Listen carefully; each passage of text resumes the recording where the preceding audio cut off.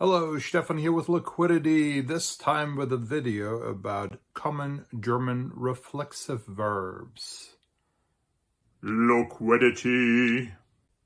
I hope you will enjoy this video and find it useful. If you do, please give it a like and consider subscribing to my channel. Check out my other videos.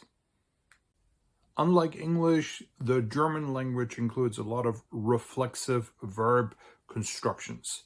These are very, very common, and they're not really replaceable with non-reflexive constructions like they are in English. In reflexive verb constructions, the subject does something to itself. So for instance, if I is the subject, I am doing something to myself. If you is the subject, you are doing something to yourself. If they is the subject, they are doing something to themselves, and so forth. In English, the recipient of the action of the reflexive verb action is usually just implied. It can be guessed, it could be assumed, it can be inferred from context. In German, you have to be a lot more specific. For example, when an English speaker says, "I am shaving," it is first of all implied that the person is shaving him or herself and that there is a certain body part that is being shaved depending on context. That's not overtly stated in English. However, in German, I do have to state that overtly. In German, there are two reflexive formulations or constructions.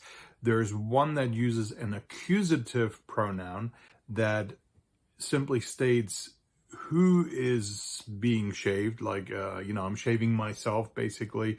And then there's also a dative construction where you would be more specific about what part of my body I'm shaving, or what part of his body he's shaving, or her body she is shaving, or our bodies we're shaving. So here are the pronouns that we use with these reflexive constructions. First of all, the accusative ones, which are mich, dich, sich, uns, euch, sich. And then the dative ones, which are mir, dir, sich, uns, euch, sich. As you can see, the only difference is really with mich versus mir and dich versus dir. And all the other ones are actually the same. So you just have to be careful with those two. Those also happen to be the most commonly used ones. So here's an example of how I might be using the accusative versus the dative constructions. So first of all, the accusative construction, where I'm just talking about basically who I am shaving. I'm shaving myself, right? So in German, I would say, ich rasiere mich. In English, we would just translate that into I am shaving, and the myself, the mich, myself, is just implied. If I wanted to be more specific that I'm shaving my face, I would say ich rasiere mir, dative, das Gesicht. So literally translated into English, that would be I am shaving me, the face. In English, we would just say I'm shaving, or I'm shaving my face, right? So English a little bit simpler, but also more ambiguous. You just have to know from context what we're talking about. So let's talk about another example here. If I were to talk to someone and actually explain or just observe that you are doing this to yourself, to your own face, I would say, du rasierst dich. You are shaving. Implied yourself, right? So the dich would be yourself. And if I wanted to be more specific, if I said that, hey, you are shaving your face, I would say in German, du rasierst dir das Gesicht. In English, you're shaving you, or for you, the face.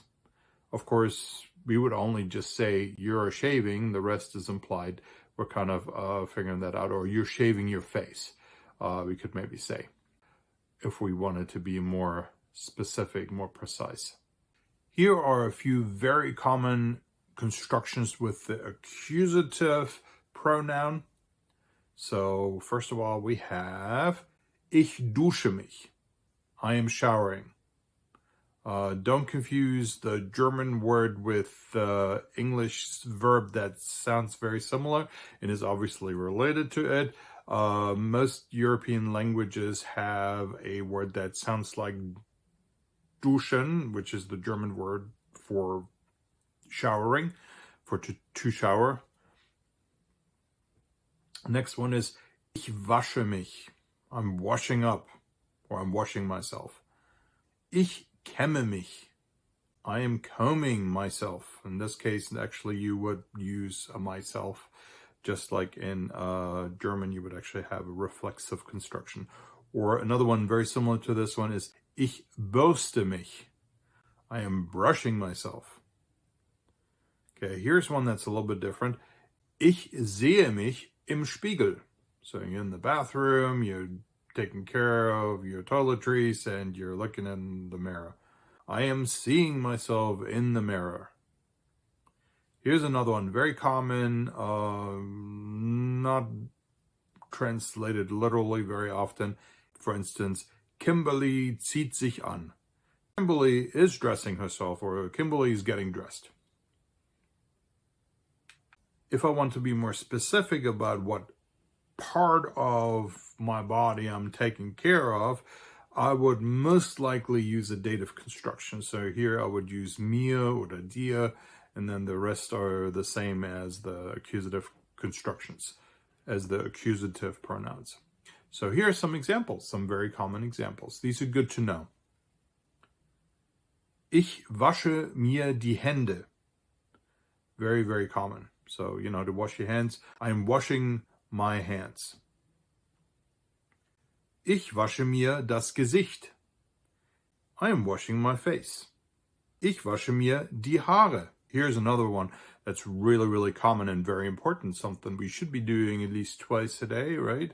Ich putze mir die Zähne. I am brushing my teeth. Ich bürste mir die Haare. I am brushing my hair.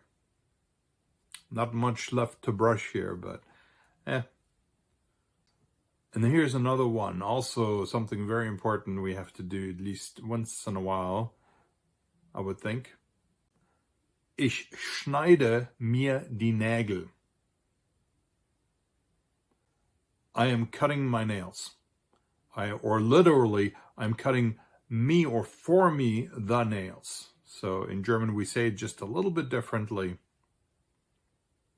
Or if I wanted to make an observation about a friend of mine, Lars schneidet sich die Nägel. Or if I wanted to say, there's a whole bunch of us, we're all cutting our nails, we would say, wir schneiden uns die Nägel. So you have to know a little bit the pronouns, but the most common ones are where you just talk about yourself, right? So it's good to know the mich, mir constructions. The other ones are not as commonly used. It's good to know them, it's good to understand them, it's good to be able to use them, but they're not as important. Thanks for watching. Danke fürs Zuschauen. Tschüss. Bye. Take care. Mach's gut.